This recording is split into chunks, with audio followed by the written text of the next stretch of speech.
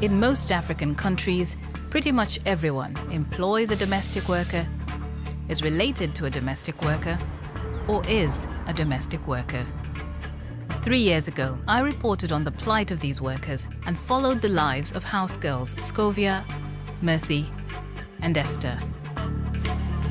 Now I'm back and eager to meet up with the girls again. Oh my goodness. I want to find out how things have changed for them since we last met, where they are now, and most importantly, what the future holds for them. Nafurahi. Sijui. Najua ndoto yangu itakuja ikuwe ya ukweli.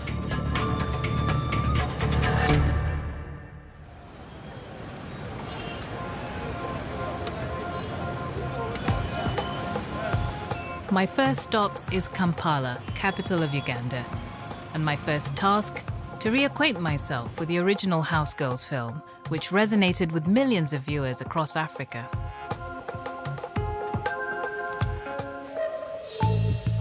The film shone a light on Kenya's domestic workers, 83% of who are paid below minimum wage, work long hours, and are often mistreated by their employers.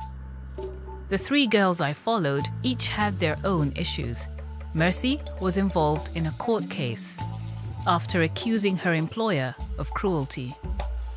Scovia was trying to make money to support her grandmother back in Uganda, and Esther was struggling with how she was being treated. Huku mtu anaweza kutumia kama punda. Nataka pia wajue sisi pia ni watu, lakini Looking back at this, it all feels like a long time ago, but also very immediate. The stories of Scovia, Esther, and Mercy never really left me, and I'm keen to find out how they are now. 3 women, all connected by one thing: the experience they had while working as housegirls.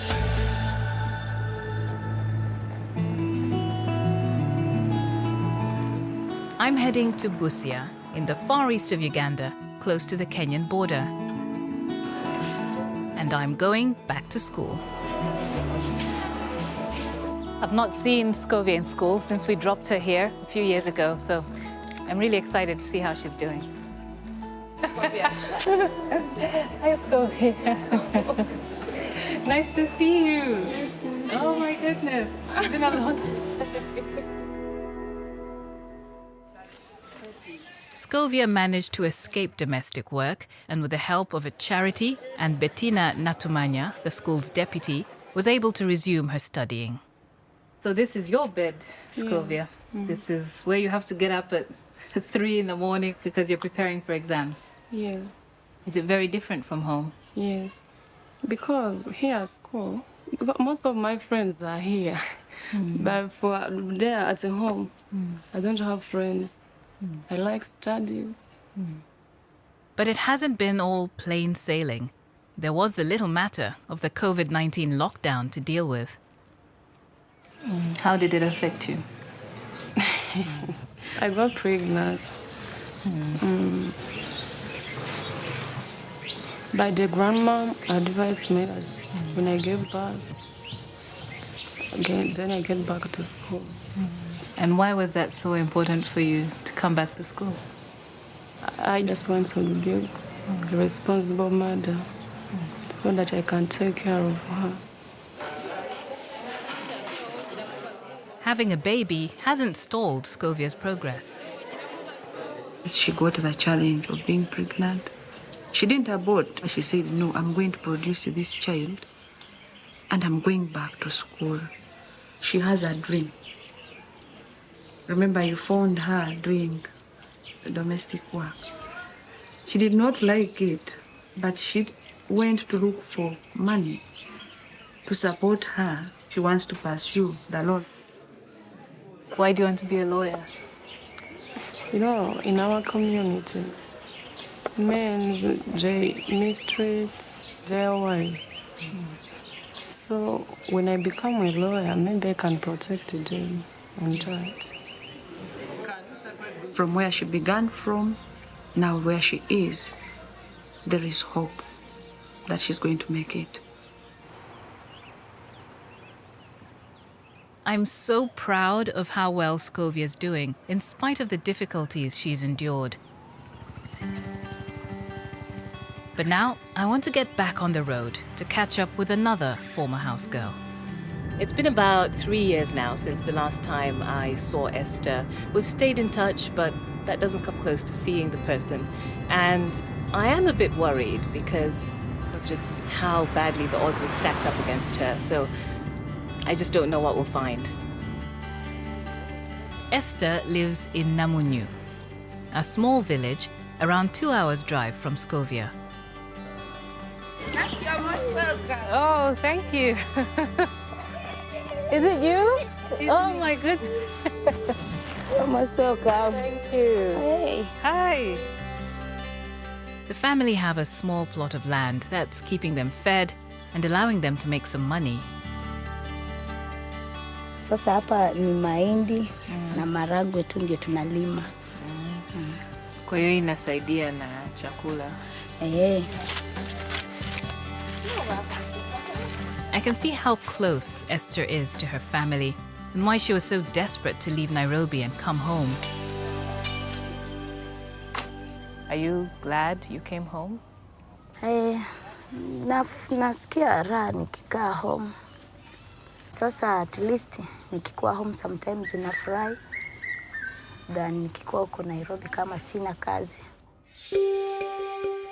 Esther's dream when she was doing domestic work was to open a shop. Kutoka Nairobi nilikuja huko nikaanza biashara ya kuuza nguo. Business nayo ilikuwa inaendelea vizuri. Sasa unaona nasi, hiyo business nayo ilikuwa inanisaidia sana na niko na dream. But a combination of factors shattered her dream.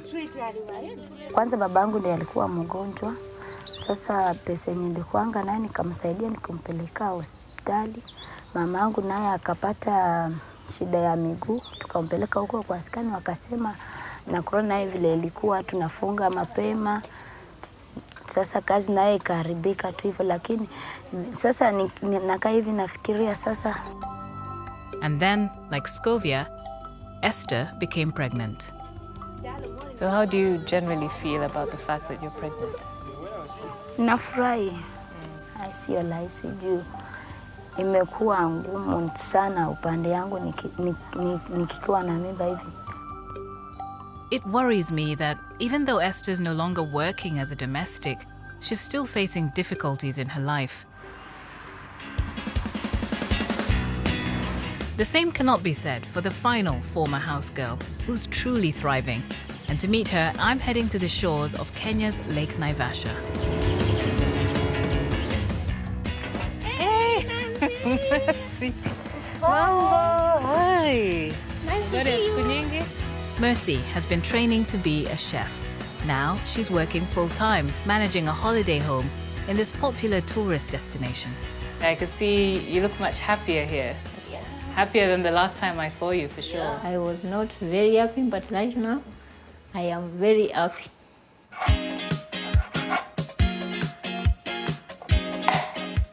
And Mercy's never happier than when she's in her chef's whites. A far cry from the trouble she went through as a domestic worker. So when you were doing domestic work, was that just because it was hard to get a different kind of job? Yeah, it was also, I was doing that to get the money to go back to school, to read the course that I wanted. What course did you want? I wanted to do this one for the catering.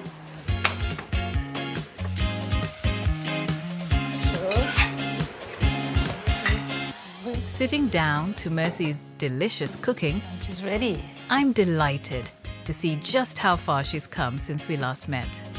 Looking at what you're able to do now, does it feel like you've come such a long way? Right now, I feel I'm a successful person because I've went through the course, I've learned from there, I've searched for a job, so I can say I feel great. It's obvious Mercy takes great pride in her new job. But for Scovia, it's all about her family. You still have the jackfruit tree. I remember this. Oh, and there's Grandma. Is that Grandma?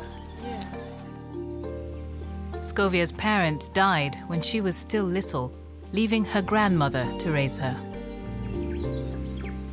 Nimefurahi kuona Scovia bado ako shule. Asante kumpa ule moyo wa kusema rudi shule, endelea na shule. Mimi nasema acha ningoje mtoto waenda shule. Asante. Haya. Sitting under the jackfruit tree, I talked to Scovia about her plans for the future. Angalia mtoto wako. Unajisikiaje? Nasikia tu raha. Unafurahi.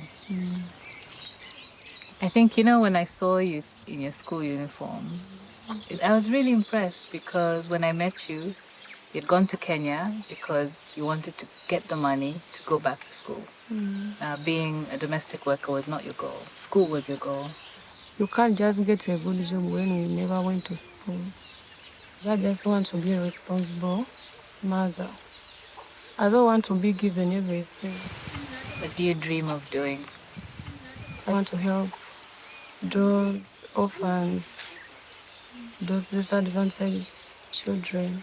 Is that because of what you went through? Because you lost both your parents?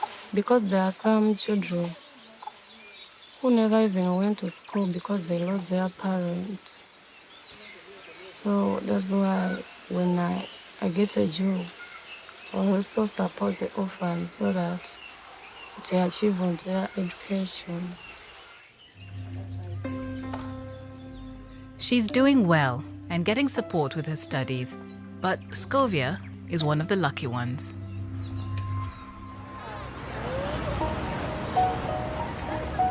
Across Africa, teen pregnancy is on the rise, and in Uganda, nearly 650,000 were recorded between 2020 and 2021. And for an increasing number of young mothers, the prospect of continuing their education once the baby has arrived is impossible.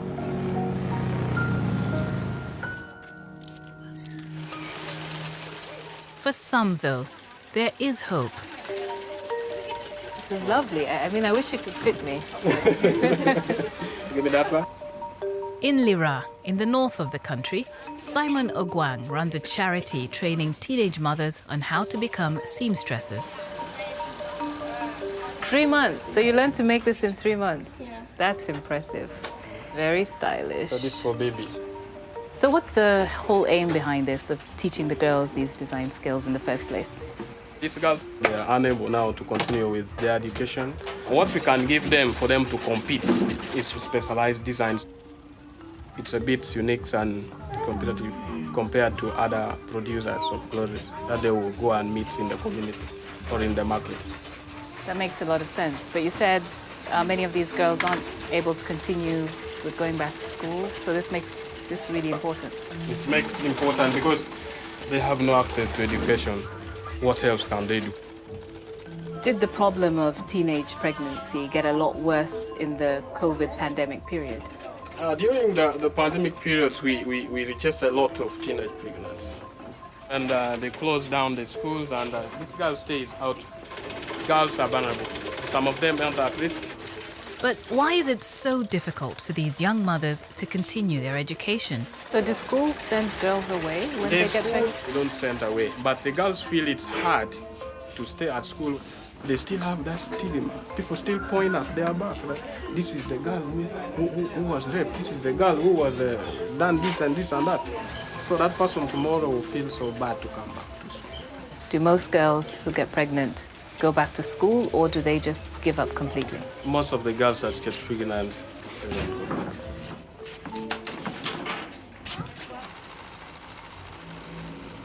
There are 45 girls at the center, all learning valuable skills. I really want to hear from some of the girls themselves about their stories, but obviously they can be quite personal, so we're just going to go around away from the main group. One of the young mothers being helped by Simon is 18-year-old Robina. Her story of suffering and stigma is typical of the hundreds of thousands of teenagers who became pregnant after the schools shut down. I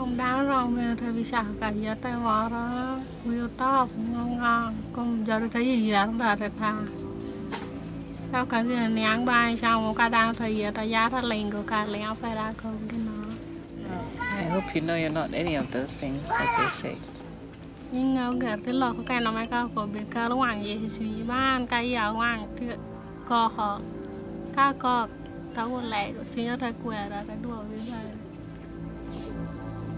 But Robina knows whatever happens, the only thing that matters is looking after her baby.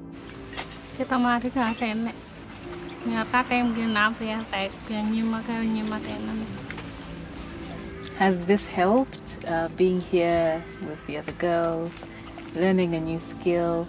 Do you feel like at least it's helped to give you some hope?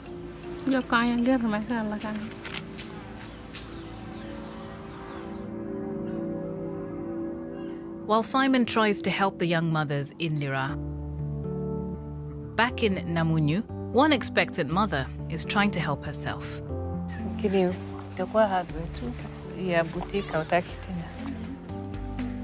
Esther is determined to get her shop back up and running.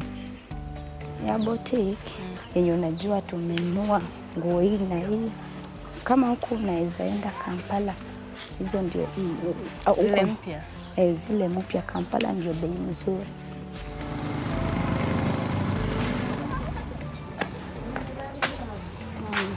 Hii ndio ilikuwa hardware. Hapa ndio nilikuwa naikanga cement. Hapa nilikuwa naikanga misumari. Sasa hiyo side nilikuwa nafungua ile mlango nikiuzia pale manguo.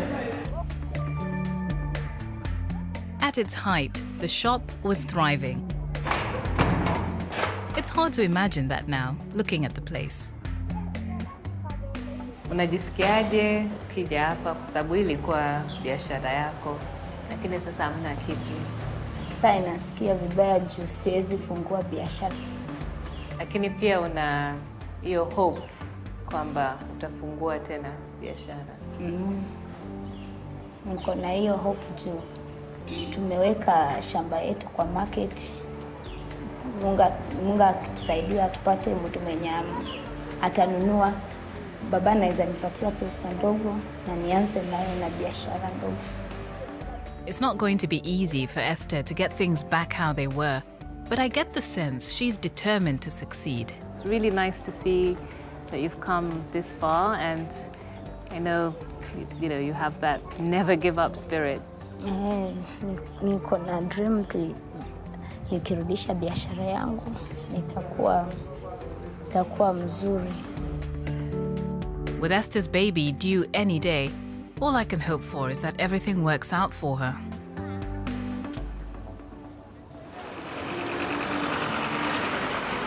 But now my journey takes me back to Nairobi, capital of Kenya, and home to almost 1 million domestic workers. It's also home to Edith Murogo, the woman who helped Esther, Scovia, and Mercy escape from domestic work. It was Edith they turned to when they were at their most vulnerable, and over the past 3 years, she's been continually supporting them. When Esther, Scovia, and Mercy decided they wanted to change from domestic work, this is where they came. 3 years later, I'm keen to see how Edith is getting on. Since the last film, things have got a lot busier for Edith and her charity, the Center for Domestic Training and Development. Hi, Edith. Hi, Mercy. Welcome. Thank you for visiting us. This place has changed. Yes, we've grown quite a little bit. One big change is the new housekeeping unit. Karibuni, welcome. Thank you. It's been designed to introduce Edith's trainees to a whole new way of living. The trainees are coming from the rural areas. So, for example, now you can see this is a modern bathroom, complete with a cubicle. Normally, they have not seen this before. So what percentage of the people who come would you say have never seen a bathroom like this? I think for everyone. This is very modern stuff. I mean, I'm just thinking about Scovia. I've been to her home. Yes. There's no way she would have seen anything like this before. And because of that, they are taken advantage of in all ways, and they are seen as second-class citizens, and they are denied their rights. I want to know what impact the original documentary and the stories of Scovia, Esther, and Mercy have had on the plight of domestic workers. I think the visibility that was created and how it affects young women like Scovia and Mercy. And we have seen more and more referrals. Our program has grown more and more. We got global visibility from the documentary and received phone calls from people in the US. And when you look at where Scovia, Esther, Mercy are now compared to where they were 3 years ago, what would you say about where they are now? I would say they're in a better place. Yeah, I'm really happy that each one of them is more focused, has a plan for their life. That is key. And that is what drives my passion. One former house girl who's benefiting from Edith's passion is Beryl. She, together with 2 other former house girls, is now retraining to be a hairdresser. So what are you doing today? So I'm doing a blow dry, wash and blow dry. Before this, you were doing domestic work. Is that something you wanted to get out of, and was this a way to get out of doing domestic work? Yeah, this is a way to get out of it because domestic work and the environment was not good. Me getting out from there, it's something I'm so grateful of. What do you see in the future? I see a woman who is independent. Wow. Yeah. And a strong woman who can stand up for herself and speak out. And a woman who can support people who is going through what she went through. Yeah. I would not want even my worst enemy to go through what I went through. Beryl reminds me of Mercy. Both suffered in domestic service, but both have tried to put those troubles behind them. But for Mercy, there is one issue that's still to be resolved. When we first met, Mercy was in the midst of a court case after claiming her former employer had tortured and imprisoned her. The case has been dragging on, but finally is nearing a conclusion. Na kesi imekuwa inaendelea kwa muda mrefu, inaendaje? Kwa muda, so kila wakati ukilala lazima utakumbuka kumbe ni bado pia na all the best. Na nikidhani najua itaisha vizuri. Yeah. Unaona kama hiyo kesi hajaisha, bado uko, yani kama huwezi kuendelea mbele? Yeah, naona bado siwezi endelea mbele. So nangojea tu iishe, then I'll be free. For all the worry of the court case, Mercy seems very content in her new home. Unapapenda? Yeah, napenda. Yeah. Hapana, sasa unajionea nini kwa future yako? Mi kwa saizi mi naona naelekea pahali na bado hapo mahali tu natamania kufika, hapo tu nitafika. With time, nikiendelea vile ninaendelea, najua ndoto yangu itakuja ikuwe ya ukweli. Talking to Mercy, I'm optimistic that despite all the turmoil she's had to deal with, she does have the spirit and determination to succeed. And back in Nairobi, Edith tells me there's finally been a decision in Mercy's case. And it's not the outcome she's been hoping for. The court has found Mercy's former employer not guilty of the charges. I am so disappointed with the verdict. This is because we really expected justice. We thought there was so much evidence. We thought it was a clear-cut case. But what message do you think this case has sent out? I think there is hope that at least these cases can also make their way into court, and people should not give up. I feel devastated for Mercy, but try to look at the positives. As disappointing as this result has been, you must still feel a little proud of what you've been able to help Mercy get into her life? I mean, she's doing so much better now. Mercy is now more confident. She's happy. She has a skill. I think it has given her a sense of being, and she has come out resilient as a person. I'm almost at the end of my journey when I get a message from Esther with some exciting news. Umeshapata mtoto? Hongera sana. Nimefurahi. Umeshampa jina? Anaitwa Nasi Nambuya Nasi Pretty. Tulivyoongea ulisema so unataka ukishazaa ndio utaendelea tena kuangalia maisha, kufanya kazi. Mungu akinisaidia nipate tu hata kapito ya kuanzia, nataka nianze tena niendelee kufanya. Najua kwamba utafanikiwa. Nimefurahi sana kumwona Pretty. Asante. Karibu. Sawa, asante. Bye. Bye, baby. Say bye.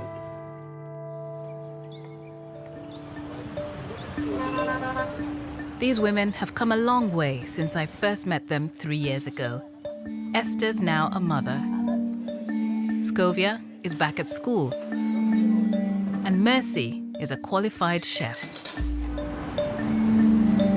They put domestic work behind them, turned their lives around, and for the most part, are thriving. And with support from people like Edith, there's hope that domestic work can be more than a place where dreams come to die.